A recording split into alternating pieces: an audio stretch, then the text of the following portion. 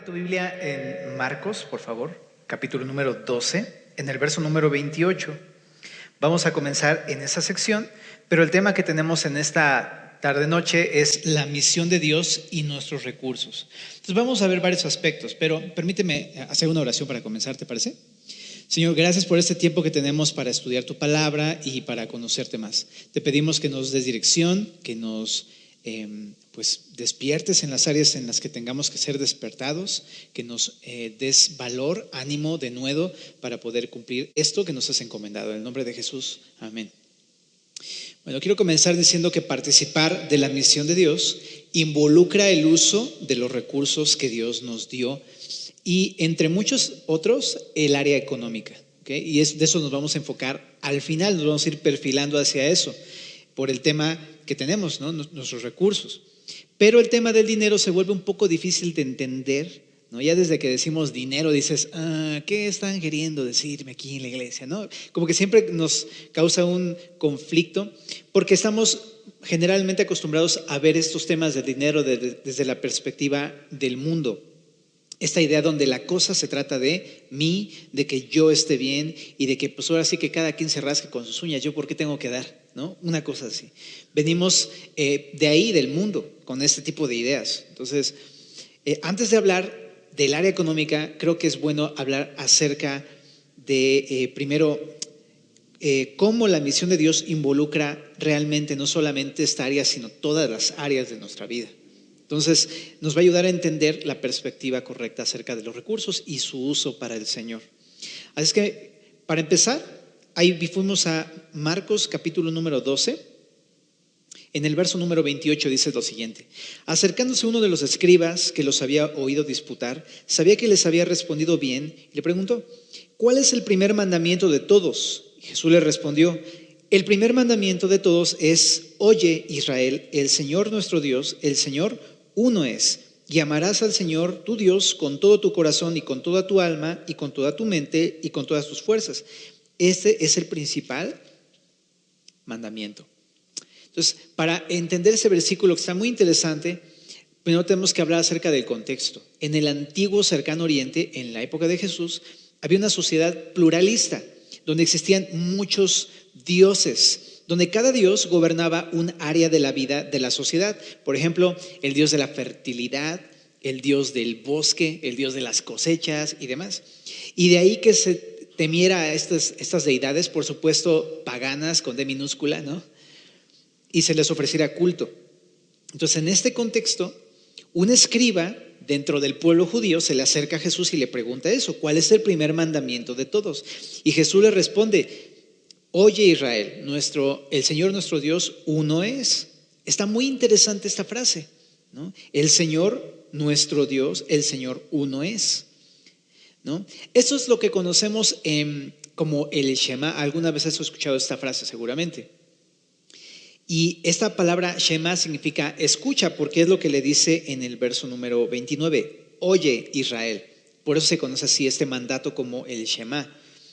Y Jesús precisamente quería que el pueblo escuchara algo importante. Y lo que les dice es: el Señor nuestro Dios, el Señor uno es. Eso es lo que les comunica al pueblo y a lo que tenían que ponerle atención. Es decir, Jesús los confronta con el pluralismo de la época. Eso es lo que está haciendo Jesús. Porque no hay muchos dioses para cada área de la vida como ellos creían en la cultura, sino que hay un solo Dios que gobierna todo, y es a Él a quien deben de rendir todas las áreas de su vida y ser leales. Es el gran contraste, ¿no? El mundo te dice, recurre a muchas cosas, ¿no? Y Dios te dice, no, solamente hay un Dios, recurre a este Dios y sé fiel a este Dios. Entonces, el gran contraste del pluralismo de aquella época con la adoración al Dios único y verdadero. Y eso les empieza a decir, ¿y cómo lo tienen que adorar y cómo tienen que servirle a este Dios? Pues dice ahí en el verso número 30, amando al Señor con todo tu corazón y con toda tu mente y con todas tus fuerzas, ¿no? Y con toda tu alma. En otras palabras, lo que les dice es, ustedes tienen que rendirse a este Dios, que es el único Dios, y amarlo con todo tu ser. Eso es lo que les está diciendo de manera muy simplificada. Deben rendirse a Dios en cada área de su vida, ¿no? En toda su vida, y amarlo con todo su ser. Y esto está interesante. Dios no quería que ellos tuvieran vidas fragmentadas, que solamente reconocieran a Dios en algunas actividades de su día a día, ¿no? Sino ellos tenían que reconocer a Dios en todo momento.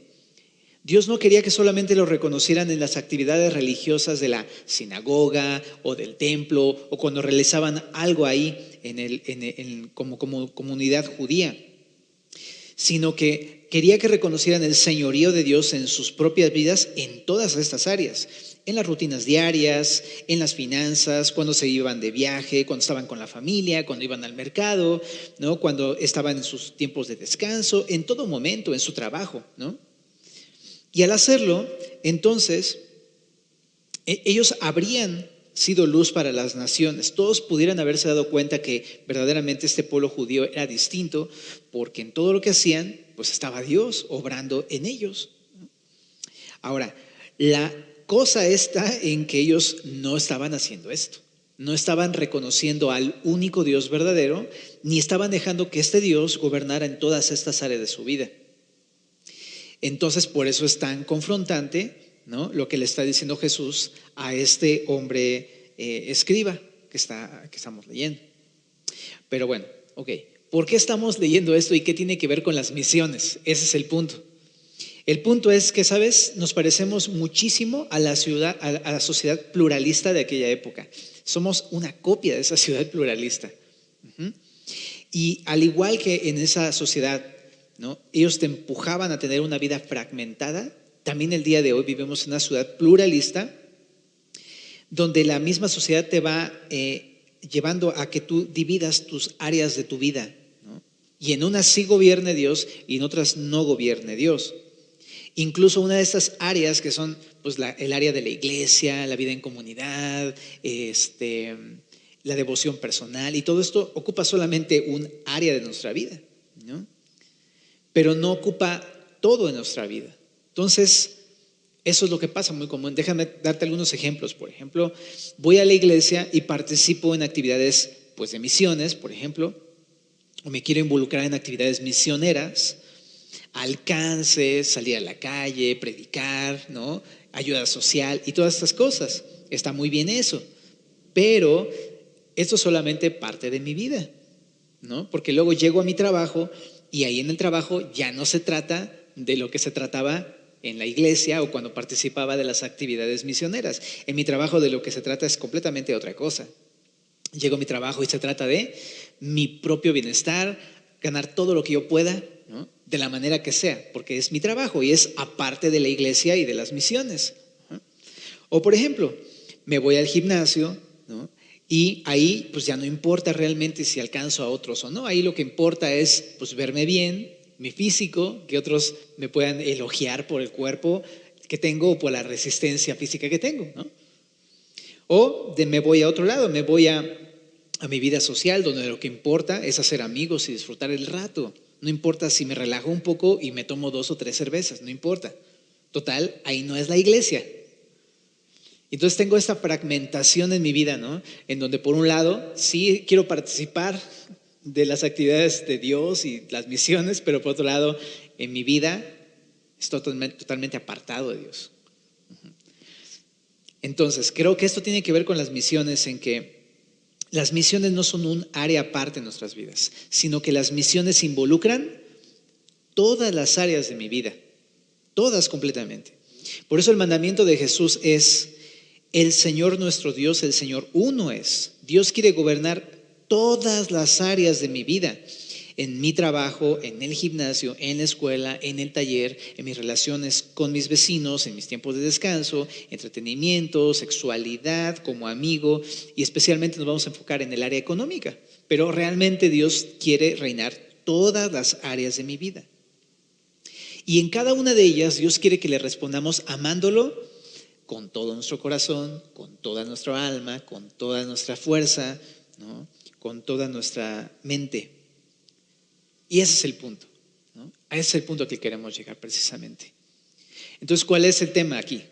El tema es que si quieres participar de la misión, si tú estás interesado en, yo quiero ser parte de esta obra de Dios en el mundo, necesitas comprometer toda tu vida a Dios.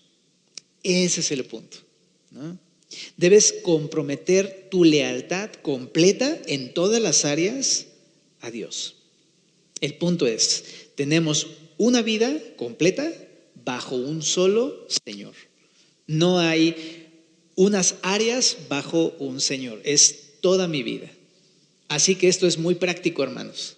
Si tú quieres participar de las misiones, necesitas rendirle toda tu vida al Señor. Qué catastrófico es cuando, por ejemplo, yo digo, ok, sí, me encanta la idea de salir y predicar y le ando buscando, pero llego a mi casa y veo cosas en internet que no están bien. O por ejemplo, llego ahí en mi trabajo, a ver, ¿quién hizo esto? Esta cochinada y que no sé qué, ¿no? Qué trágico es cuando de repente voy a predicar a otro lado o hago algo en una institución para predicar a Cristo y llego con mi esposa y le empiezo a gritar y le tiro la sopa y me enojo con ella. Y entonces, todas esas áreas que no he rendido de Dios. Y eso no va a ayudar, pero para nada, a las misiones. No solamente no estoy ayudando a las misiones, aunque yo piense que lo estoy haciendo, realmente estoy estorbando a la misión de Dios. Por eso es que es tan importante entender, si quieres involucrarte en la misión, necesitas rendirle tu vida al Señor por completo, en todas las áreas, a donde vayas. Primer punto. Pero hay una buena noticia, que cuando tú lo decides y te entregas al Señor y dices, va Señor, ¿no? También sabes que al hacer esa decisión, Dios va a intervenir en tu vida, en todas estas áreas, y va a actuar a través de todo lo que hagas. Y eso está increíble. Porque imagínate, ¿no? Que llegas a tu trabajo y a pesar de que hay un chorro de problemas, tú, sereno, moreno, ¿no? Tranquilo, tomando decisiones sabias, tratando con respeto a tus empleados, o si eres trabajador, con respeto a tu jefe, sujetándote, y todo este rollo, y es como todos van a quedarse así de, ¿qué estás haciendo? ¿Por qué lo haces? ¿Por qué no te dejas? ¿No? ¿Por qué te dejas que te hagan cosas? Y tú ahí vas a poder claramente decir, ¿sabes qué es Dios? Y Dios va a ocupar esa rendición en tu trabajo para hablar con tus compañeros de trabajo. Y es en el trabajo, pero igual en el gym, ¿no? Mientras todos están tratando de lucirse a sí mismos, tú estás queriendo servirles y todo. Y te van a decir, pues, ¿qué onda contigo? ¿No? Es que yo pienso esto. O sea, el punto es, tú ríndete al Señor en estas áreas y Dios va a obrar. Porque la misión no se trata solamente de un área en mi vida. Ese es el punto. La misión no se trata solamente de una actividad en la iglesia. La misión es una obra de Dios que ya está haciendo, en la cual tú te puedes involucrar en distintas partes de tu vida, ¿no? Entonces, veamos la misión así, como un plan global y general, no tanto como una actividad en la iglesia. Eso es muy, muy reducido, ¿no? En nuestra percepción. Bueno, pero entonces el primer punto es, comprométete en la misión. Comprométete con Dios, ¿verdad? Número 2, cuando nos comprometemos a que Dios gobierne verdaderamente todas estas áreas en nuestras vidas, entonces inevitablemente eso te va a llevar a orar y depender de Dios. Por lo tanto, el segundo punto es, depende de Dios. Depende de Dios. Porque vamos a querer preguntarle todo. O sea, por ejemplo, Dios, a ver, ¿cómo quieres gobernar en mi trabajo? O sea, ¿cómo quieres que responda cuando me griten o como cuando me presionen? ¿Cómo quieres que yo le haga? Y a eso voy a tener que venir de rodillas a mi cuarto y preguntarle a Cristo, ¿cómo quieres, Dios? ¿No?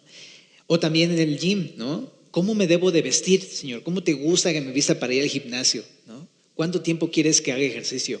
¿No? ¿Con qué motivaciones quieres que lo haga? ¿Para qué quieres que lo haga? O sea, tengo que depender de Dios y preguntarle todas estas cosas, ¿sabes? También, por ejemplo, en mi escuela, ok, Señor, ¿cómo quieres que me comporte en mi escuela? ¿No? Todos mis compañeros hacen esto y esto y esto, pero tú, ¿qué quieres? ¿Cómo me quieres gobernar ahí? O en el taller, ¿qué tengo que hacer? ¿No? ¿Quieres que sea cumplido? ¿Quieres que entregue esto? ¿Qué quieres que haga, Señor? ¿Cómo debo tratar a mi vecino? ¿No? ¿Qué debo hacer en mis tiempos de descanso y entretenimiento? ¿Cómo debo de vivir mi sexualidad? ¿Cómo debe ser mi relación con mis amigos? ¿Cómo quieres gobernar mi área económica? Eso vamos, te digo, ahí al final, pero adelantándome un poquito, es eso, ¿no? Recibí un dinero, Dios, es tu dinero, tú me lo diste, ¿cómo quieres que yo lo use? Y todo esto lleva a oración. Debo de orar, Dios, ¿cómo quieres? ¿No? Me diste tanto, ¿cuánto porcentaje es para, ahora sí que cuánto quieres que te dé de como ofrenda, cuánto quieres que dé para mi familia, lo dedique para la despensa y los servicios y todo, cuánto quieres que lo ocupe para las misiones, ¿no? O para participar de algún modo con todo esto que tú estás haciendo. Son cosas que tienes que orar. Entonces, el punto es, depende de Dios. Depende. Y eso parece contradictorio porque lo que implica, en vez de estar haciendo y haciendo y haciendo cosas, es ponerle pausa a tu día. Y eso es bien difícil, ¿no? Más con las redes sociales. Te despiertas y ya estás así de Facebook, ¿no?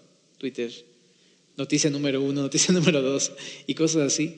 Se implica ponerle pausa a todo y tomarte tiempos de reposo con el Señor.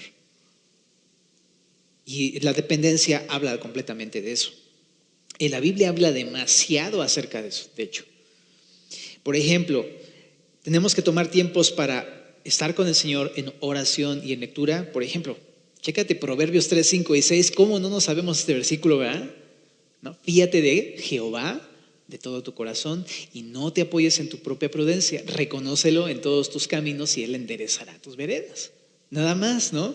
¿Qué quieres que haga, Señor? ¿No? También incluso en Lucas 24, 49, vemos cómo Jesús, cuando uno se acerca con Él, Él te da instrucciones en esa porción. Déjame nada más leerte el versículo, pero dice: yo enviaré la promesa de mi Padre sobre vosotros, pero quedaos vosotros en la ciudad de Jerusalén hasta que seáis investidos de poder desde lo alto. Es increíble porque cuando yo vengo a Jesús, Él me va a dar instrucciones bien claras como se las dio en este momento a sus discípulos. En este momento lo que había pasado es que Jesús les había dicho: pues sí, yo voy a usarlos, pero espérense.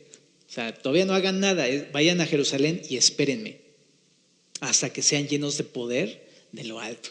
Y en ese momento les dijo: semáforo rojo, o sea, no te muevas.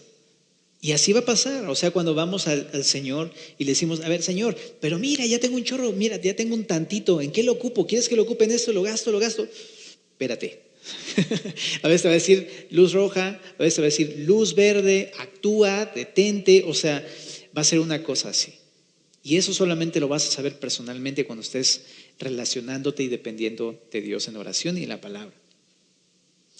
También en Isaías 40, verso 28 al 31, Isaías 40, verso 28 al 31, dice así, fíjate: ¿no has sabido, no has oído que el Dios eterno es Jehová, el cual creó los confines de la tierra?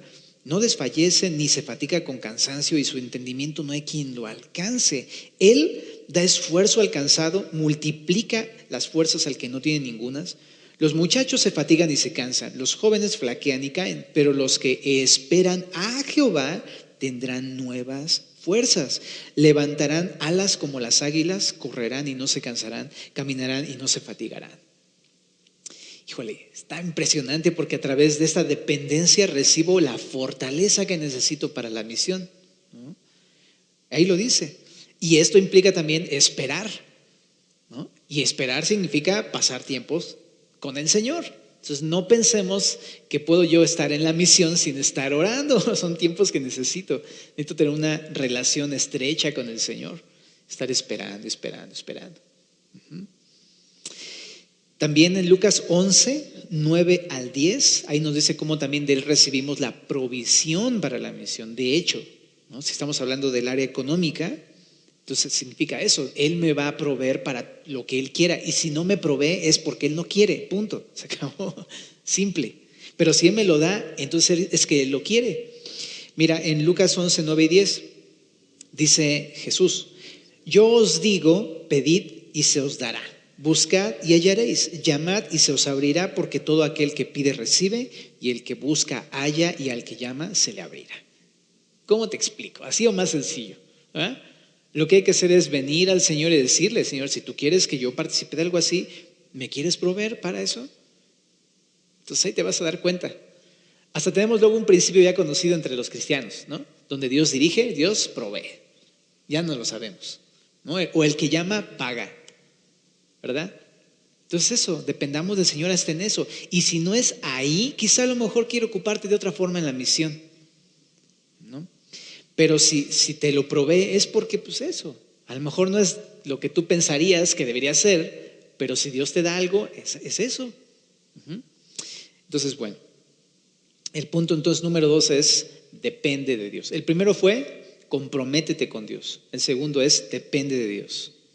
Y ahora sí entendiendo esto, ¿no? Ahora sí entendiendo esto, Dios usa nuestra vida completa para cumplir sus propósitos y lo va a hacer a través de todas las áreas de mi vida, pero vamos a enfocarnos en el área económica, ¿no? En nuestros recursos. Así que debo estar dispuesto, lo primero es a tener un corazón abierto y las manos abiertas para cuando Dios quiera usar eso. Ese es el tema, ¿no? Porque si Dios lo hace, si Dios me provee, o sea, ahí lo voy a tener, pero el punto es, si yo no tengo mi corazón preparado para el Señor, entonces el momento que me diga, a ver, dame eso porque lo voy a ocupar ahí, tú vas a decir, mejor me voy a Cinépolis o algo, ¿no? Entonces, ¿sabes? Tiene que ver más que con un tema de provisión, más con un tema de corazón. Es un tema mío, personal, del corazón, de que si yo estoy dispuesto o no a participar en esta área económica. Y me habla de si estoy rendido o no realmente en el área económica, ¿no? Porque si no estoy rendido voy a decir, nada, ¿para qué? ¿No? Es mío, de mí, para mí y por mí, amén. Pero si es de Dios y si tú estás rendido en esta área vas a decir, sí, claro, Señor, desde el principio yo te había dicho que te había entregado mi área económica. Mira, déjame enfocarme en el Nuevo Testamento. Vemos varios ejemplos de personas que abrieron su corazón para dar. Y creo que nos va a animar mucho para poder involucrarnos o por lo menos decir al Señor, sí, Señor, aquí está, este es tu recurso, ¿no? En Hechos 2, 44 y 45 dice, todos los que habían creído estaban juntos y tenían en común todas las cosas y vendían sus propiedades y sus bienes y los repartían a todos según la necesidad de cada uno. ¿Te imaginas la iglesia cómo era? Estamos hablando de los primeros cristianos y los primeros cristianos lo que hacían con tal de participar en la misión de Dios en el mundo, decían, no importa si yo tengo que vender uno que otro terreno que realmente tengo muchos, ¿no? O tengo varios, o tengo dos, no importa, porque yo quiero participar de Dios, de esta obra y lo hacían con honestidad, vendían sus propiedades y sus bienes. Y vemos que esto no es algo forzado, yo no te estoy diciendo aquí arriba, hey, pues, ¿no? ¿Qué onda? ¿No? Y tampoco te estamos torciendo la manita para que des, no. Tú te das cuenta que a ellos no les dijo nadie, o sea, no se acercó Pedro con ellos y les dijo, ay, si no das, eres bien poco espiritual, has negado la fe o cosas así. Sino que ellos mismos solitos vieron cómo llegaban personas necesitadas y entonces yo me imagino estaban orando y Dios simplemente es como, pues ahí está, si tú quieres hazlo, ¿no? Y pues ellos tomaron su decisión, va Señor, ¿quieres usarlo? Va. Y mira, fue tan de Dios que hasta viene ahí en la Biblia, quedó registrado para nosotros. En Hechos 4:32 dice, y la multitud de los que habían creído era de un corazón y un alma, y ninguno decía ser suyo propio nada de lo que poseía. No inventes, dice, sino que tenían todas las cosas en común. Me asombra cuando leo esta parte que decía, eran de un corazón y un alma. O sea, no es como yo soy yo y tú eres tú y somos distintos, ¿no? Sino está diciendo, somos uno. Y eso de hacerse uno es realmente abrir tu corazón a las personas. O sea, va mucho más allá solamente de un tema del monedero. Es un tema del corazón. Es, tú eres mío y yo soy tuyo. Somos una familia en Cristo. Entonces, esto que tengo es tuyo. O sea, ¿cómo te explico? ¿No? Y dice, no es mío. O sea, para que llegues con alguien y te diga, ¿sabes qué? Mi carro no es mi carro. Ten, o sea, sírvete de ese. ¿No? Es como, órale.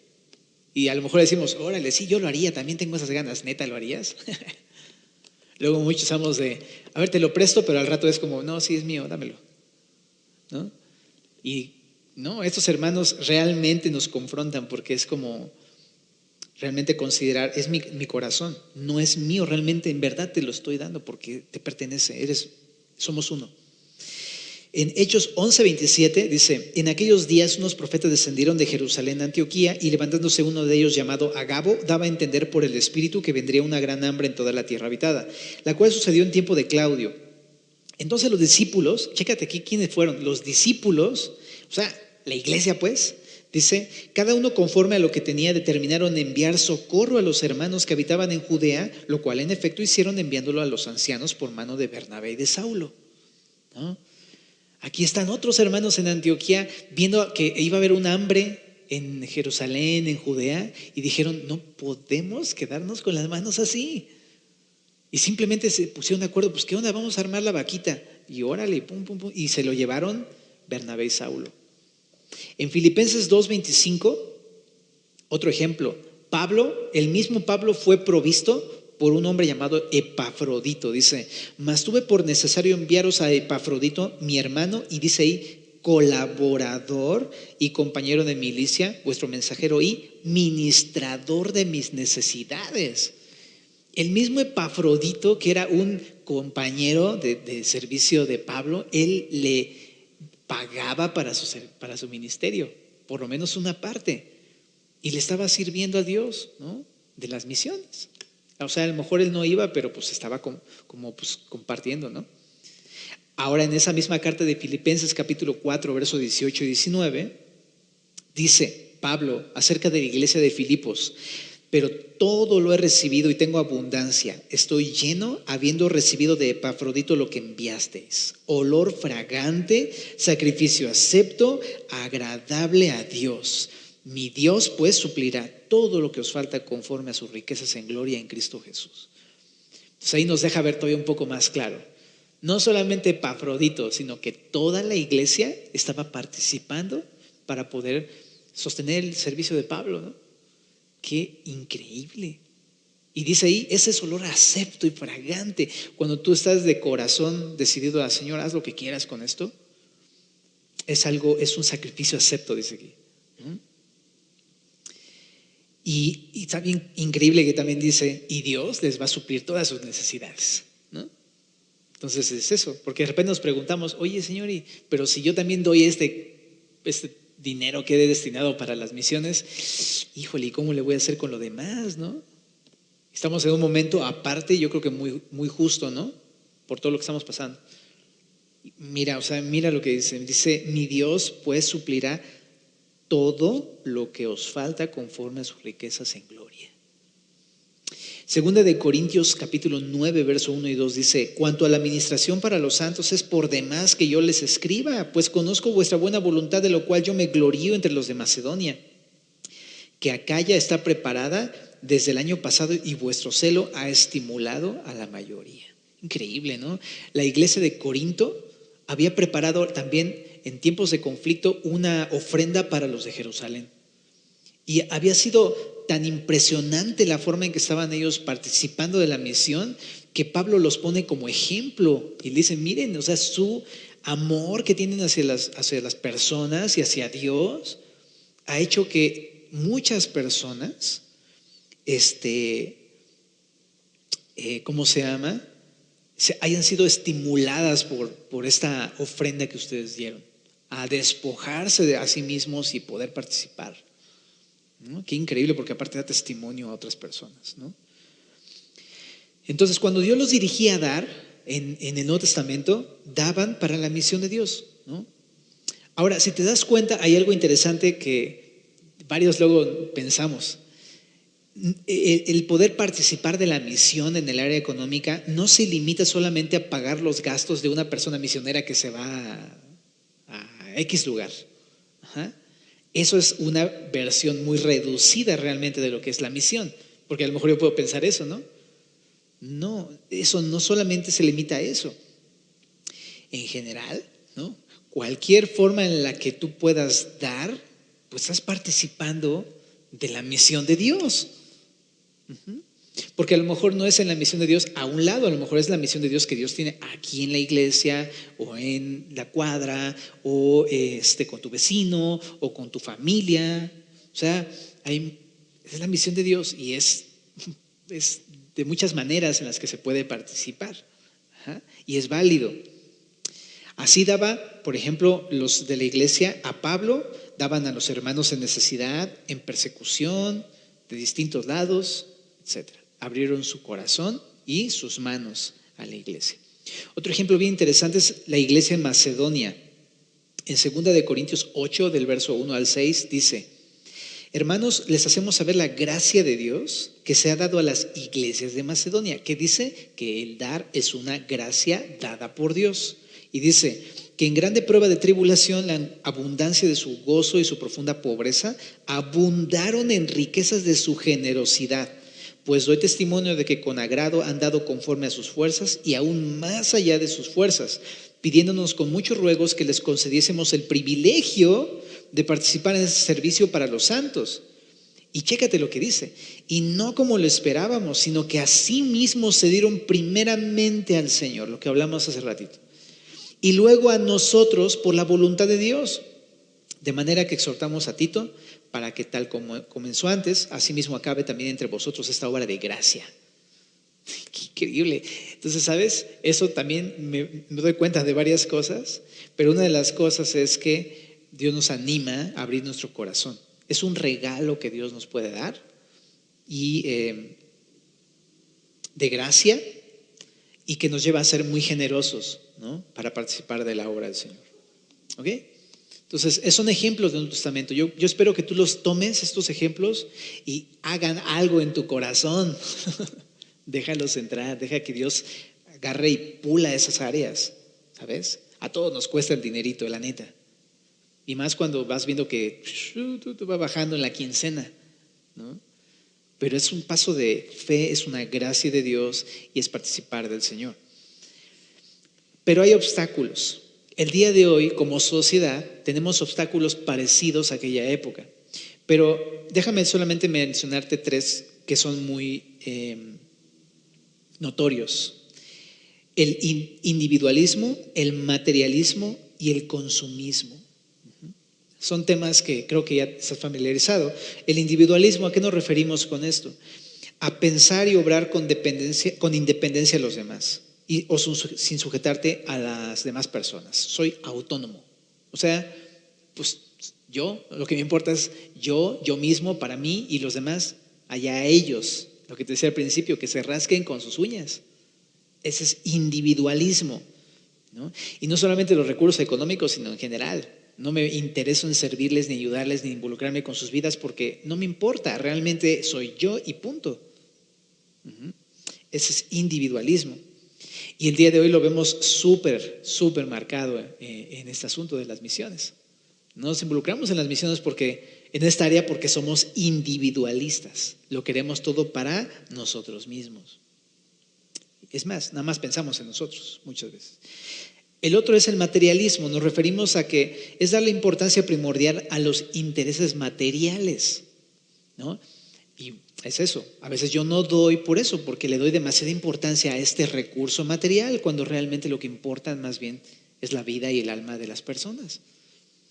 Pero estamos en una sociedad materialista en la que yo pienso eso, importa más, ¿no? Esto para mí, materialmente, tener esto y aquello, ¿no?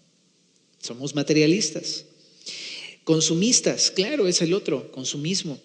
Y habla acerca de una tendencia inmoderada a adquirir, gastar o consumir bienes que no son necesarios. Lo que conocemos como la avaricia.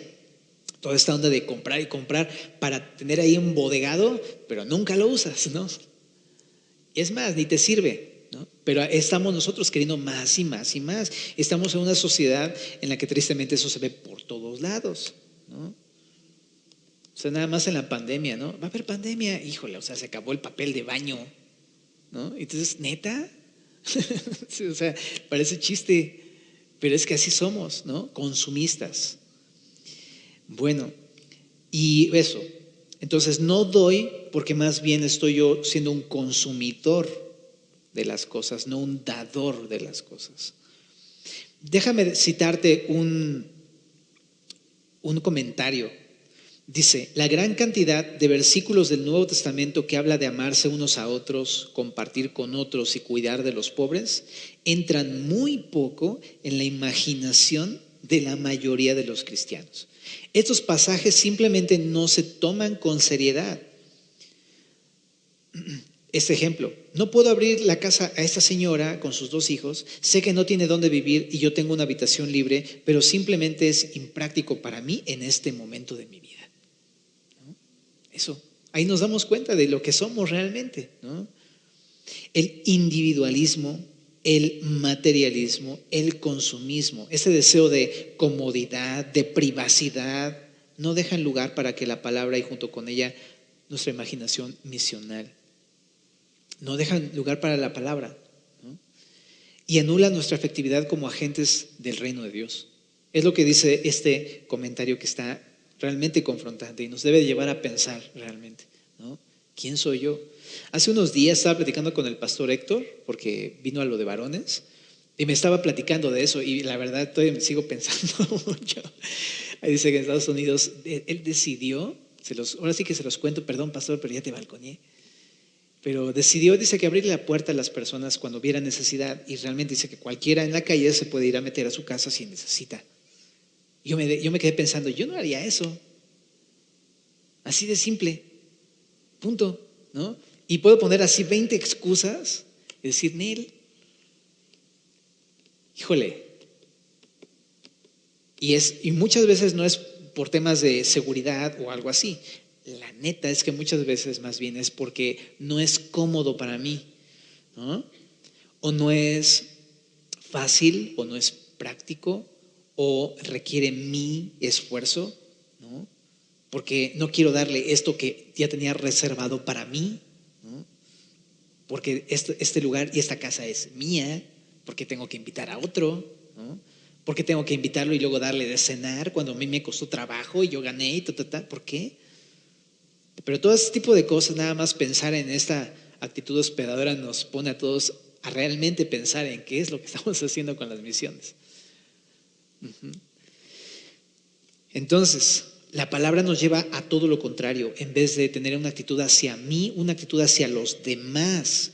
En Primera de Juan, capítulo 2, verso 15 al 17, en la NTV dice, no amen a este mundo ni las cosas que les ofrecen, porque cuando aman al mundo no tienen el amor del Padre en ustedes, pues el mundo solo ofrece un intenso deseo por el placer físico, el deseo insaciable por todo lo que vemos, y chécate, el orgullo de nuestros logros y posesiones.